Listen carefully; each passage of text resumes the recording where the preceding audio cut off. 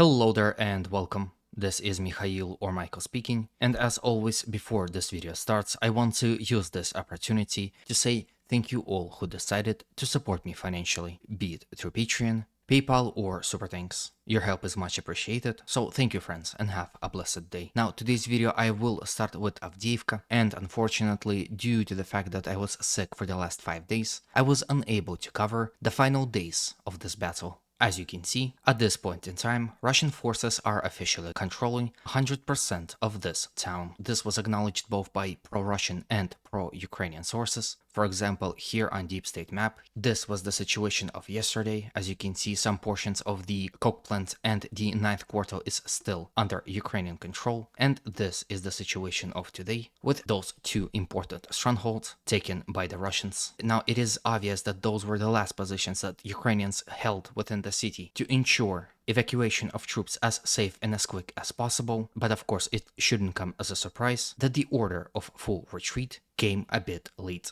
At the point of that, Russians had already cut off the so-called Road of Life, the only good paved road that was present here in this area, which made the evacuation of Avdeevka by Ukrainian forces somewhat chaotic and uncontrollable at the very end. Many videos of Ukrainian regiments and formations walking across the open fields without armor or any heavy equipment would mean that they left in a hurry and left all the heavy equipment and armor to the advancing Russians. Currently, Russians are busy with clearing out and consolidating their gains within Avdeevka, of course mostly in the coke plant and 9th quarter, as again it is the most fortified areas in the city and till the very end of the battle was in control of the Ukrainian forces. With it, Russians continued their offensive operations, now advancing in the general direction of Ukrainian-controlled village of Lastachkina, as well as fighting all around Avdeevka coke plant to expand zone of control around this stronghold and use it as a staging point for further attacks not only in the direction of Orlivka, Semenivka and Berdichi, but also once and for all, and the battle for Stepove. Russian forces also continued their offensive operations in the general direction of Severne and Tonenke, and generally speaking, it doesn't seem that Russians are planning to stop, and the intensity of attacks and artillery and aviation fire is increasing, and now all the firepower that was recently unleashed on Avdeevka is now unleashed on much smaller Lastachkina, Severne, Tonenke, Orlivka, Semenivka, Berdichi and Stepove. Here, Russians are using highly effective combined arms tactic.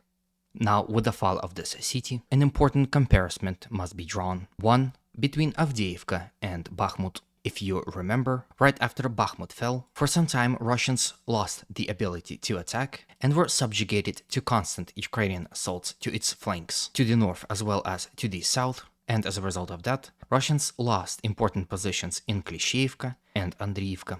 And only after about half a year, Russian forces were able to regain initiative and are currently attacking all across the front, denying Ukrainians' ability to advance whatsoever. The point is that Russians took Bakhmut with using their last resources. Again, everything went so bad that first Wagnerites were forced to move from flanks into the city, and then within the city were reinforced by official Russian army. So in a way, Russians captured Bakhmut with their last breath. Simply because of that, for the next half a year, they were playing passive and defending all across the front. And now you see how situation in Avdeevka is so much different. That comparison was meant to explain the operational situation that is currently developing around Avdeevka. It is so much different than the one in Bakhmut. First of all, Russians didn't storm Avdeevka as long as Bakhmut. The time between first Russian assault group entering Avdeevka from the south and north and the time of Avdeevka falling is about 2 weeks. Of course, this cannot be said about Bakhmut, where fighting for every street, every quarter and every building was heavy and bloody. Here, Ukrainian command was faced with two choices, a defeat and a violent defeat. Obviously, they chose the first option, which means Russian forces not only were able to save most of their troops that were engaged in this battle, but they are extremely battle ready, with great cohesion and morale, and are waiting for more. So, with the fall of Avdeevka, a new chapter begins, with an obvious question: what's next? Again, with the fall of Avdeevka, the entire force in this area, which is approximately 50,000 men, is now free to advance further on. The question is where? Well, of course, obviously Russians will first try to consolidate this front line by advancing in the general direction of Pokrovsk. As you can see, although Pokrovsk is far away from Avdeevka, it is the only big city that Ukrainians can use as a next city fortress. So basically, there is nothing serious that stands in between Russian forces and the town of Pokrovsk. This is to those who say that loss of Avdeevka is not a big deal for Ukraine. It is.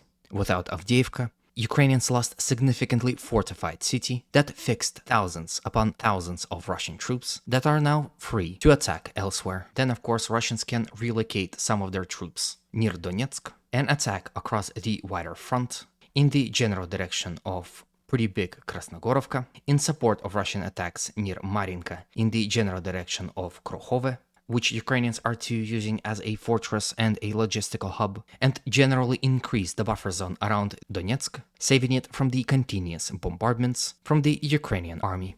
Then of course there's possibility that Russians will relocate their forces and attack in the north, in the general direction of Kostiantynivka, in support of Russian forces currently attacking from Bakhmut, and in attempt to expand their zone of control of yet again big city of Gorlovka. Here their relocated troops can attack from the south, with Russians attacking from the north, eventually joining their forces near Kostiantynivka and encircling this entire formation. Now of course so far Russians were unable to encircle much of Ukrainian forces. One that comes to mind of course is famous Mariupol and Azov Stal factory. Since then Ukrainians were pretty good at evading encirclements, and the situation in Avdeevka is a good example of that. But the problem is that with the withdrawal from Avdeevka, a Pandora box is opened. Now, commanders will always think of a withdrawal or retreatment as a obvious possibility. This will force them to be indecisive and prone to mistakes. So, in conclusion, if Russians want to achieve something truly significant within this year, they should use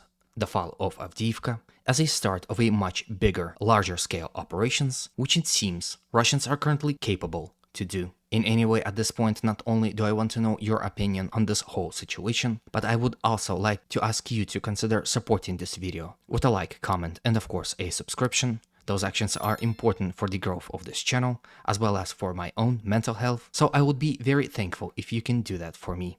Now from here, let's move on to the different portions of the front where territorial changes also appeared. On the general Liman front line near the settlement of Terny, where as a result of continuous storming operations conducted by the Russian forces in the general attempt to capture Yampolivka and Terny, Russian forces were able to advance within those two forests and capture this much territory in the process. As you can see, Russians are about 1 kilometer 200 meters away from the town and are getting closer and closer every day. Then from here, at last, let's visit Zaporozhye and talk about situation near Rabotina. Interestingly enough, Russian forces were attacking here all along last few days. Those attacks came from Verbova, from Russian positions along the so-called Surovikin line, from Novoprokopivka, as well as from the general direction of Kapani, in attempt to enter Rabotina and initiate the battle for it. As I speak, the battle continues, with Ukrainians throwing reinforcements in attempt to stop the Russians, and it doesn't seem that they were successful in those endeavors, as multiple reports from this portion of the front suggests that Russians were able to significantly advance not only in the direction of Rabotina, but also to its flank and rear. But the territorial changes that we know for sure appeared in between of Novoprokopivka and Rabotina. Here, as a result of storming operations, Russian forces were able to significantly advance and capture this much territory from the Ukrainian side. Most importantly, of course, they captured this force line, which has a significant trench line that defends Rabotina from the south, and with its fall, storming of Rabotina is simply a question of time. Russians are also getting very close to Rabotina from the west, which of course puts Ukrainian formations defending the village at a great stress. What doesn't help is that the Russians have full fire control over this pocket which Ukrainians are currently holding onto. For example, like here on this video, you can see Russian K-52 Alligator helicopter attacking Ukrainian column that was meant to reinforce their fighting comrades near Rabotina, but as you can see, didn't make it in one piece. Generally speaking, it seems Russians had decided to restart their offensive operations here in this area, And with the fall of Rabotina, you might expect the full capture of this fire pocket relatively quickly. With this, I end today's video. Hopefully it was to your liking and was informative enough. As always, humanity calls me to condemn all violence against human beings. Have a good day, and always remember, Russia will be free and great.